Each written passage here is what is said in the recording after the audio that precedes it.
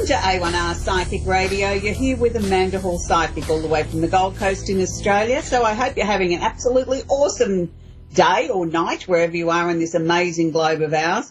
Unfortunately, we have to start the show again with some acknowledgement, and our hearts are full of sadness for everybody that suffered with this terrible tragedy in Las Vegas. I mean, I sort of feel that every week we're sort of sending our love and our prayers and our thoughts and our wishes out to somebody around the globe, and it's like it's a never-ending story.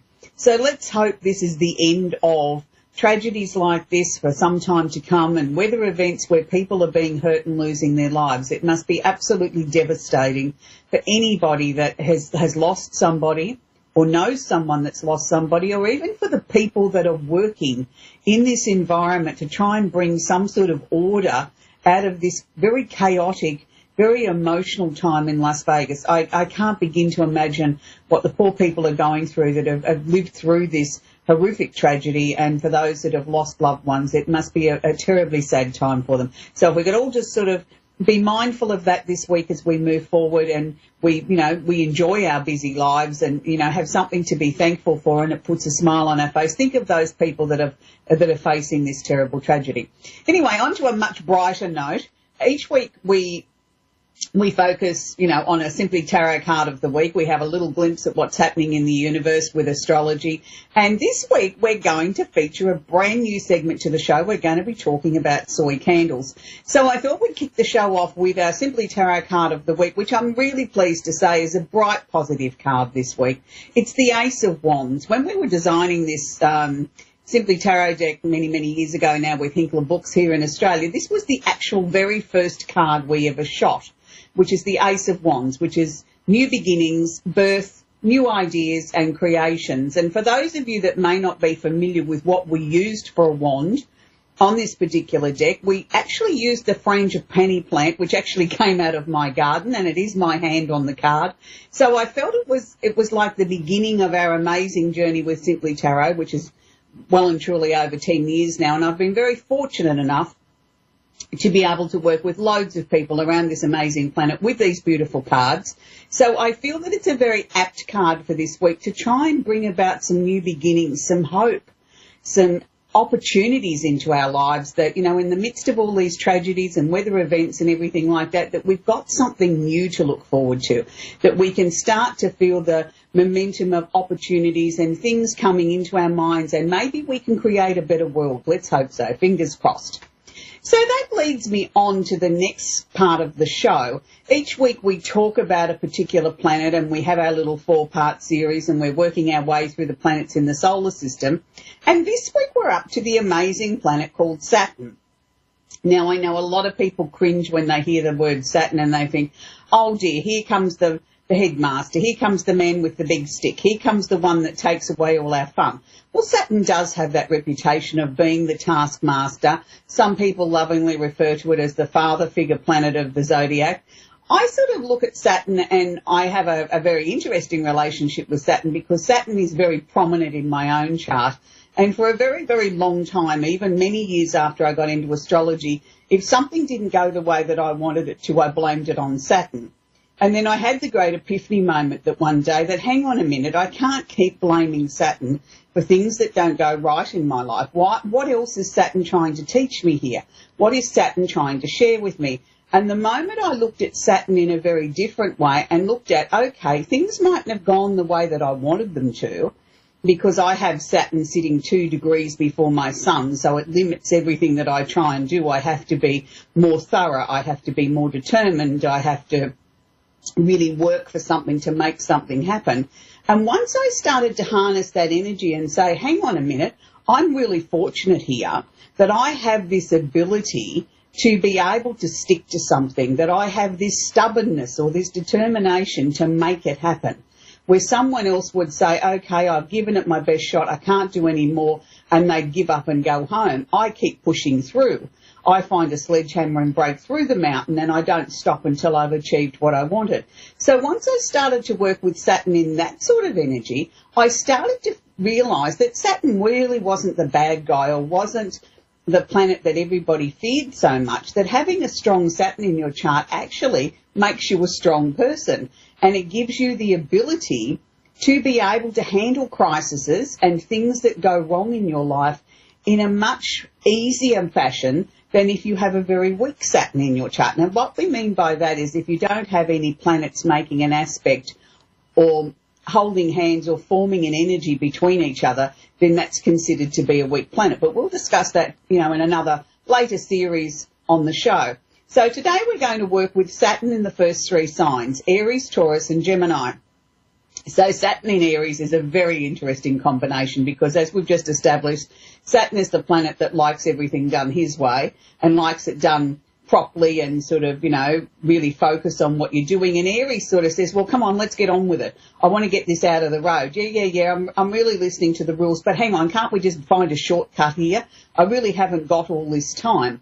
So Saturn in Aries finds it sometimes a little bit uncomfortable to be able to try and sort of harness that very fiery, me first, full of enthusiasm type of energy of Aries. So sometimes they can be in a little bit of conflict, but when they do actually work together, they can achieve some momentous things in their lives or, motivate people or motivate large crowds of people to be able to make a difference. So there is a way that Saturn can work very comfortably with someone that has Saturn in Aries in their chart.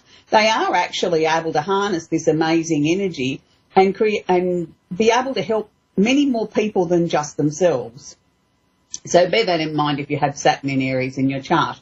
So we move on to the second sign, which is Saturn in Taurus. Now, Saturn in Taurus, a lot of astrologers write, look, Saturn's really comfortable here because they're both stubborn, pig-headed energies, and they are, yes. But Saturn sometimes here wants to try and dominate the Taurian energy. And we've established before that the Taurian energy can't be told anything, doesn't like to be dominated or controlled in any way. So a lot of times here they're spending more time at loggerheads than they are joining forces and sort of saying, well, okay, we can thoroughly achieve something. So this can be sometimes seen as the person themselves being a little bit too stubborn to look at things that might need to change in their life or making modifications in their life because they get so bogged down in this is the only way something can be done and it's my way or no way. So you have to be very aware here if you have Saturn in Taurus. It can be a great advantage to you, but can also be to your detriment. So make sure that you don't get bogged down sometimes and pretend you can't hear anything or see anything because it doesn't suit you. Sometimes we do have to sort of maybe think outside the square a little bit or listen to someone else's opinion. So the final sign we're going to be looking at today is Saturn in Gemini. Now, Saturn in Gemini, I think, is a really interesting combination because the Saturn energy is really trying to discipline or tame or level something out, and the Gemini energy is a bit like a jack-in-the-box. It's jumping all over the place, and sort of as it pops up here, then it dives down that hole and comes back up over there, and Saturn's said to be a little bit slow-moving, and Gemini sort of just darting around and turning up all over the place. So it can be an interesting combination here, but it can also say that it can bring some discipline to the brilliance and the new ideas that Gemini can bring. So it can bring that stability factor, sort of give the way of being able to present the idea to somebody that can help you. So look at it here in a very positive tone, please, because Saturn isn't really the bad planet that everybody makes out him to be. He really does have your best interest at heart. Now, all he wants to do is try and stabilise everything and make your journey through life a lot easier. But we fight him every step of the way. Each and every one of us have had a journey with Saturn somewhere at some stage in our lives, so we need to learn to work with him. So it's interesting this week because we always have a little glimpse at what's actually happening in the universe. And this week I'm pleased to say we're going back into our full moon for this month. And this month to me is like the beginning of a full moon cycle. Even though people sort of say, well, we're into October, how can that be that here's Amanda talking about the beginning of an astrological moon cycle year with a full moon and we're, nearly at the end of the year. Well, the reasons why I can say that is the full moon this week on the 6th of October or October 6th, depending on what part of the world you're in, denotes to me the beginning of the full moon cycles, of our brand new cycle. It's known as the spring equinox here in Australia in the southern hemisphere, and it's the fall or the autumn equinox in the northern hemisphere. So it's a time of, some people say, of the harvest. Here in Australia, it's certainly not the harvest, but in the northern hemisphere it is. Here in the southern hemisphere, it's the start of our spring. It's when we're planting everything. We're looking for new opportunities and new ideas and things to sort of start to sort of spring to life again. So it's interesting because the full moon is in Aries, which is the first sign of the zodiac, and this is why I say it's the beginning or the brand new cycle of our full moon cycles for the next 12 months. So the full moon in Aries, to me, is about looking at what we need to release. A full moon to me is releasing anything that we no longer need. The moon is full, our emotions are full. Now is the time that we release in a very safe, positive environment. Now, because it's in Aries, the energy can be a little bit fiery. It can be a little bit outspoken. It can be a little bit selfish. It can be a little bit aggressive even.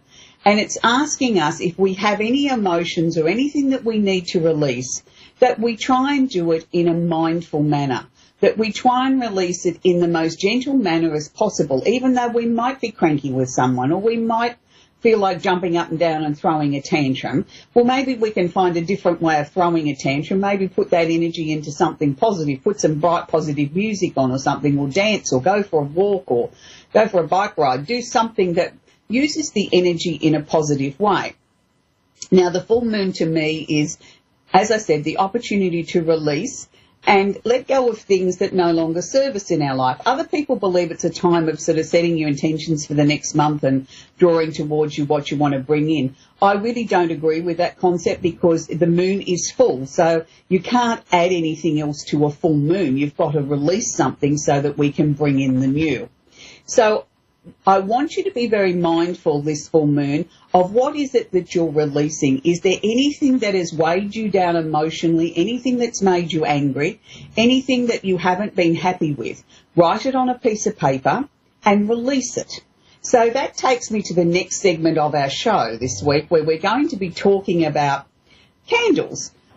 For people that don't know me, I've been in the industry over 40 years and I really do like working with a certain amount of tools, and tarot being one of them, and candles are another area of work that I particularly like to work with. So it's a very interesting area of work where I work with soy candles. I designed a range of candles a couple of years ago now, because I enjoy working with the candles and the energy that they bring.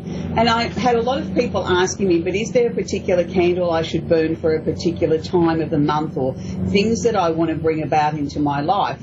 And that's what led me to design a range of candles that would be appropriate for certain areas of our lives or things that we wish to work on. So the reasons why I chose soy candles over wax candles and the petroleum-based candles was the fact that I do like to try and stick to nature as much as possible, and things that aren't destroying or leaving an imprint on our environment if at all possible. So soy was the obvious choice with lead-free wicks. Also the fact that it holds the fragrance longer and it's easier to put a colour into without using a lot of harsh chemicals and dyes, which are no good going out into our atmosphere as we start to burn a candle anyway. So it's really important that we need to be sort of honouring the fact of why we're going to burn a candle to begin with and be mindful of the environment. So today I've chosen as our very first candle to feature on the show, the candle that represents the full moon. And what I like to do with this is, as we're approaching the full moon, I like to sort of start my little shopping list, I suppose, about 48 hours before. And I write on my list the things that I might like to release, bearing in mind what energy the full moon may be in. So I would put on my little list the things that have maybe made me angry in the last month, the things that I feel that I'm now ready to release. I put them on a piece of paper. There may be one thing, there might be 100 things. So when I feel that I've completed that and we get to the time of the full moon energy, I will take my full moon candle and I will light it. But before I light the candle, I take my shopping list and I read out to the universe out loud what I have on my list. And then I ask for it to be released in the name of the full moon and to be spiritually protected from anything that may not be for my highest good. Then I put that little shopping list underneath my glass tray I never put a candle on a surface without having something between it, whether it's a piece of cork, glass, a piece of timber, so that then the candle is not directly sitting on a table or a piece of furniture. It has something else that sort of takes some of the heat, because candles do get hot as we burn them. Even though the soy itself doesn't get hot, the flame of the candle does get hot, and so does the glass container. I then burn the candle for a minimum of an hour, no more than 3 hours. And when I go to put the candle out, I never blow it out, because it's to be said that you're blowing away the fairies and the pixies. And I'm not going to argue with that. I always put it out with a candle snuffer or my glass lid. So I take upon the fact that this is how we work with a candle. So each week we will feature another candle. So we're going to now start to take our first call, which is Mary in Cleveland, Ohio. Are you there, Mary? Yes, I am. How can I help you tonight, Mary? Oh, I would love to know what you see happening with my career in the near and the far future. Okay. All right, Mary, I think this year's been a year of massive changes for you. You've made lots of changes. You've let go of a number of things, and I think you've been consciously working towards making some changes, particularly career-wise, since about February, March this year. So it has been a slow process as you've worked through what it is that you wanted to release, how you wanted to move forward, and how you wanted your life to go forward. I'm happy to say I think that there will be a change of job coming, but I'm not sure that it's coming before the end of this year. I do feel that it's going to come more towards the end of this year, with the new job starting maybe in January next year. It will be different to what the type of work that you're doing now. So has there been some study or training towards a new career? Yes, there has. There has? Okay. Now, that's good, because I feel that this is what's going to enable you to sort of move over to this new career. But I feel it's going to be with what I term as a moderate-sized company. I don't believe it's going to be with a big company to begin with. I feel it's not a huge corporation, it's a moderate-sized company, and you've got to think at first, I don't know whether this gives me enough scope for me to be able to sort of, get career advancement as time goes by. I'm going to say to you, don't be put off by that, Mary, because I do actually feel, even though it's a moderate-sized company, I think there will be opportunities there for you to get the career advancement that you're hoping for by, putting in the hours and the hard work and the effort. So I really do feel quite comfortable with this. So is this a major shift away from what you were originally trained to do, Mary? No, actually, this is something I've been working on for several years. And It's not with a company. It's something I'm doing through myself. Right, okay. But will you be working with other companies, even though it's something that you're doing for yourself? Will you be sort of working in conjunction with other companies, selling your services, your trades to someone else? Yes, to other people, yes. Yeah, and to me, I feel you need to be aiming that at moderate-sized companies, not big ones. I feel you'll get better success there. Okay. All right. Well, thank you very much. Okay. Have a great night, Mary. Thanks for calling. You too. Bye-bye. Bye-bye. So it's really interesting as we sort of all move towards making changes in our lives this year, and Mary's just a fine example of that. She's been working towards changing her career and doing something more that's going to make her heart sing. So that's really good. It's always nice to see people making changes in their lives that brings about opportunities for them to be where they need to be, and it's good. We all have dreams that sometimes I don't think we get the opportunity to fulfill them. And that sometimes is a shame, is it not, that we don't get that opportunity to fulfill the dreams that maybe are taking up space in our head, and we think, I don't know how to do it. I don't know where to start. And sometimes I think we can become overwhelmed by this desire to sort of fulfill our dreams that we really don't know where to start. Nobody's given us that beginning thread, or no one, as it might appear, has given us the tools to know where to start. And sometimes I think that dreams are a good thing because they do make us get out of bed, and sometimes not all our dreams in this lifetime are meant to be fulfilled. It's just sometimes they're there to sort of have something for us to sort of fantasize about, to look towards, and sort of say, okay, this is something that maybe one day I can fulfill. And maybe it's something that might be meant to be in this lifetime and maybe not. So we're going to take our next caller, which is Jennifer, is in Texas. San Antonio in Texas. Are you there, Jennifer? Yes, I'm here. Hi, how can we help you, Jennifer? I just wanted to get a reading done. Yeah, do you have a particular question you'd like me to handle, Jennifer? No, not really. Just been having a lot of hard times with life and love. Right, okay. All right, we'll focus on that. That's what I mean. Give me a direction to work with, Jennifer, because a general reading is just a very general sort of thing. I'd rather sort of, if love life is your issue, let's focus on that.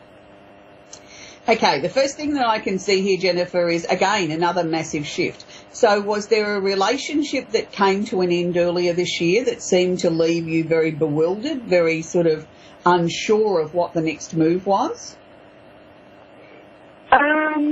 Well, we have kind of been together for 3 years on and off, well, almost 3 years, and I just don't know what to do anymore. Okay. But, all right, you said you've been together on and off for the last 3 years, but is it normal for him to sort of keep pulling away or shutting it down, and then it's like we've got to try and sort of claw our way back to sort of some sort of order in the relationship again? Well, it's mainly me. But you're the one calling it off? Yes. Okay. Well, there must be a reason why you're doing that, Jennifer. You're not doing it just because you're bored. You're doing it because there is real issues there or things that you feel that you either can't cope with or we're not dealing with as a couple. So is the major problem there communication? Because I just sort of felt like I was talking to myself. Yeah, we just don't get along that good, and I just figured by now our relationship would be a lot further than what it is now. Yeah, but if a relationship's not gelling and we're not communicating, and how can a relationship grow then, sweetheart? You know what I mean? I mean, if we can't communicate, then the relationship can't get traction, it can't grow. But something happened around February or March, which to me was a really deciding factor. It was like, if you didn't call an end to the relationship then, you were very close to it. It was sort of like a major turning point they showed me then. Something that happened that hurt you. Sort of something that you weren't sure that you could get over. Well, no, just recently, the last couple of months, and February, March, yeah, it was early. They were showing me that as a major, I felt that there'd been a major break then, or something inside you shifted then, and it was like a major part of you would never open that part of you again to this relationship. But I mean, that could have just been, you know, that's one of many things from what you're showing and you're sharing with me, that, you know, this relationship has never really got off the ground, I don't believe. You know, we sort of try and get it somewhere and then it falls back again, and then this is why you're in such a quandary with it. Look, I think this relationship is something that, you know, you're the only one that can answer what's right for you. But what I'm seeing here is that I feel that you need to search your soul and ask yourself, if this was the person that I was going to be marooned with on a desert island and I had no one else in my life, would I be able to live with this person? And I think you'll find your answer's no.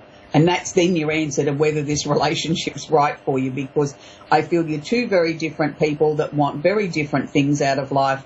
I do feel that there's going to be a major break with you two. I think it is going to come to an end. They're showing me around November. I'm seeing new love coming in the early part of the new year, with a man with very tall man with dark hair, a bit of a wave in his hair, somebody completely brand new.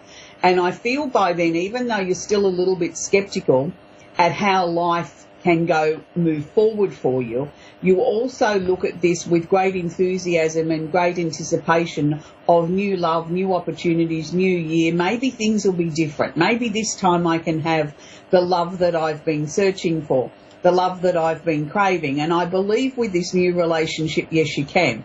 But coming back to the current situation, I don't think there's much more there, Jennifer, that you could actually do.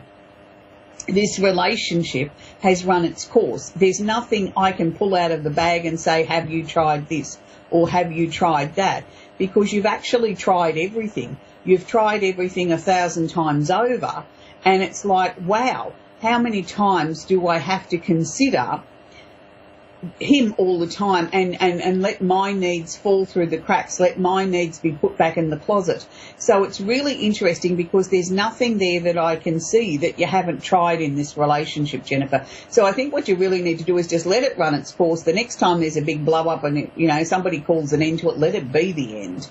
And sort of, have your tears, have your grief, move on and sort of look forward to the new year with new opportunities and your life starting to blossom again. It's like you've been sitting there in limbo for the last 3 years. You haven't really made any great moves forward. It's sort of like 2 steps forward, 4 back, 3 forward, 2 back. We really haven't gained anything except a lot of heartache in this time.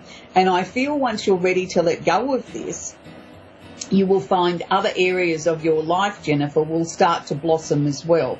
It's not just new romance. I think there's new friends, there's new learning, there's sort of just a real lightness that's coming in around you in 2018. So I hope that's helped you, sweetie. I look forward to sort of hearing from you again in the future. So the show's just about to wrap up again for this week. So again, please, we need to keep the people in Las Vegas in our hearts and thoughts. That's very, very important. Try a little act of kindness somewhere in the next week for everybody that you might encounter. You never know what their story is or what their journey's been. And just a simple smile or a kind gesture can make the difference to somebody and their lives, as well as yourself. It's good karma, Next week we'll move on with our second part series of Saturn Through the Signs. We'll also have our Simply Tarot card of the week, and I'll feature a new candle next week too. So I hope that you enjoy this beautiful full moon wherever you are in this amazing globe of ours. And don't forget, release the things that make you angry. We all have them from time to time, those little things that annoy us. So now's the time to put it on the piece of paper on the shopping list and release it and enjoy this beautiful full moon.